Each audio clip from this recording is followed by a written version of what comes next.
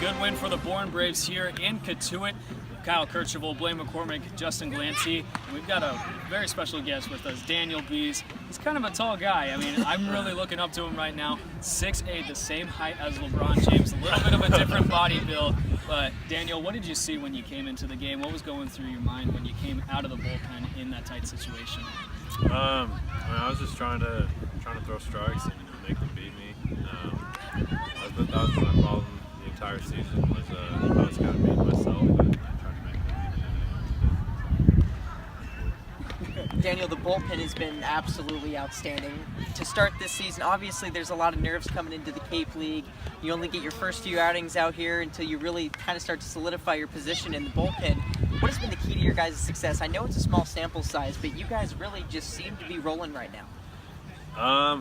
I think we're just coming in, we're throwing strikes, and we're not really making the moment bigger than it is. And it helps when you got Feltner coming in, throwing 100 in the ninth. He's been shutting it down, and it's just every guy's just stepping up and doing their part. So it's been a good start. Now, what was the mindset like for you? Because this week's been kind of crazy with the rain. You were a probable starter for a few days, and then you end up out of the bullpen. Were you told you were going to be a bullpen guy tonight, and how did that change your mindset? Yeah, the initial plan was for Ronnie to go 3 and then for me to go 3, and then that kind of got messed up. Ronnie got in a little bit of trouble. We didn't make some plays behind him. And then they ended up going to Sean for an inning, and then I came in. So it was, I knew I was going to be throwing 3 innings tonight. I just didn't know really when, and I think it turned out well. Well, Daniel, an impressive outing from you, and hopefully you can get some rest tonight. Yeah, hopefully. We'd like to thank Daniel again for coming on Tomahawk Talk. Hey, great job again. Thank you.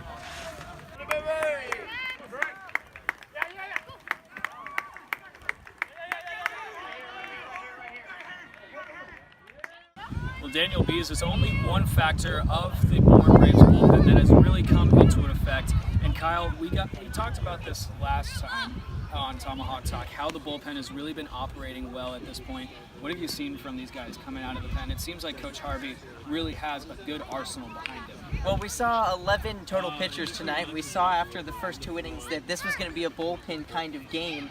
In a game that had a lot of runners left on base, sometimes you say, well, gosh, offense was struggling, but really you have to give some credit to the pitching staffs for both teams. The Kettleers pitched excellent, only allowed 1 run out of the bullpen, and that ended up being the difference tonight.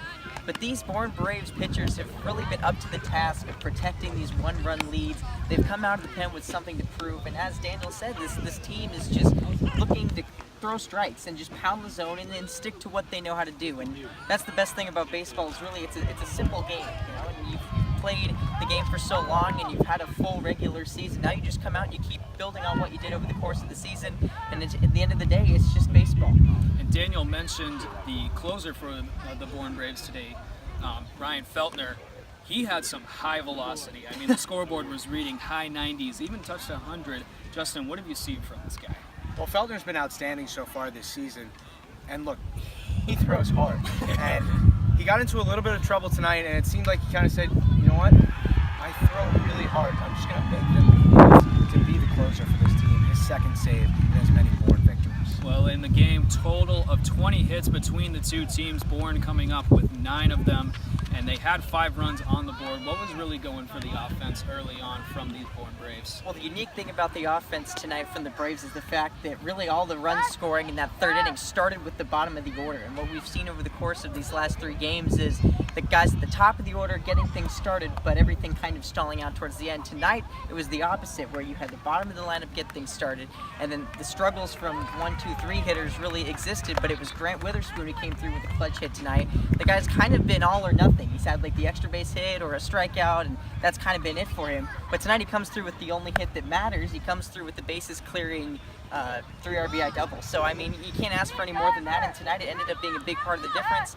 And then Lyle Lynn, obviously the infield hits, like you said, Justin, he is the master of the infield hit now. I am totally convinced.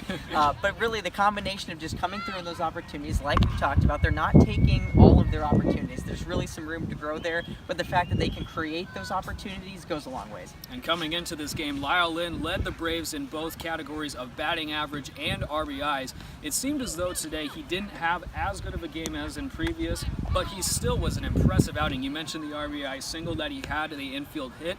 What have you seen from Lyle this season? Well, he's been great, and specifically tonight on that infield single that brought in what eventually became the winning run. That was in the 7th inning.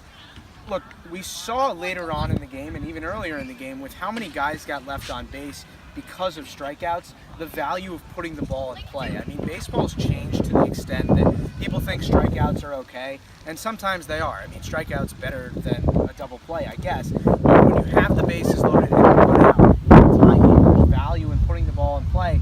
And even though Lyle hit the ball about 25 feet, it still works. You know, it's not always going to be a double in the gap. It's not always going to be a grand slam. But he did a good job fighting off a really tough breaking ball from a really good pitcher in Sugar from the University of Texas. He put the ball in play, got the winning run in, and look, he's been great this year. He's been good behind the plate, played a solid first base, had multiple hits in all 3 games coming into this one, and comes up with the biggest hit of the night for Bourne. And that'll lead into our Players of the Game segment. For me, you mentioned Grant Witherspoon with that huge knock that he had, the RBI's double. I'm going to give my Player of the Game honors to Grant Witherspoon. I mean, the guy has been kind of an underrated player for the Bourne Braves. We haven't seen too much of him, and you mentioned all or nothing. He was all in today, so he gets my tip of the cap.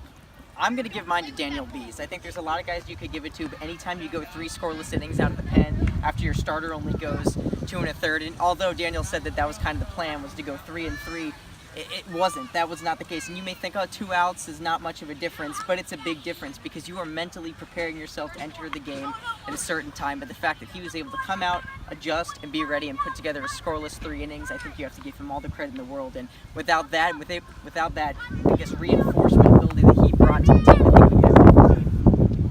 Well, I'm going to go with Sean Leland. He made his first appearance of the summer, and he didn't go as long as Bies, and he didn't throw 100 miles an hour like Feltner. But Leland settled the game down when it looked like it might get away from Bourne. He came in with men on base, got out of the 3rd inning, and then got the game to Bies.